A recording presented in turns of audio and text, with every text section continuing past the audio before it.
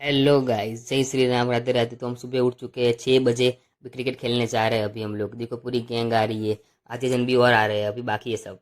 तो गाइस हम यहाँ आ चुके हैं। देखो ये ग्राउंड है हमारा। देखो यहाँ मजा आता है खेलने में, बहुत मजा आता है। मेरी बैटिंग चल रही है। हम लोग अभी खेल रहे थे यहाँ पर, तो अचानक से देखो, अचानक से तूफान होने लगा है। बहुत तेज हवा चल रही है, मट्टी भी उड़ रही है, बारिश भी गिर रही है। तो गाइस यहाँ पे रात हो चुकी है। हम लोग पूरी गैंग जा रही है सभा में स्वामीनारायण की। तो वहाँ जाके बहुत मजा आता है, शांति मिलती है। तो गैस देखो, अभी हम यहाँ आ चुके हैं। हमको भगवान का वीडियो दिखा रहा है। तो गैस आज मैच है दिल्ली और पंजाब का। आज दिल्ली जीतेगी, मैं कह रहा हूँ दिल्ली जीतने वाली है। मैं दिल्ली के साइड हूँ आज। मुझे और मेरी मम्मी को आइसक्रीम खाने का मन हो गया, इसलिए हम आइसक्रीम लेने जा रहे हैं। बहुत मज़ा आता है आइसक्रीम खाने में। हम आइसक्रीम लेने आ चुके हैं अभी। देखो हमने आइसक्रीम भी ले ली है।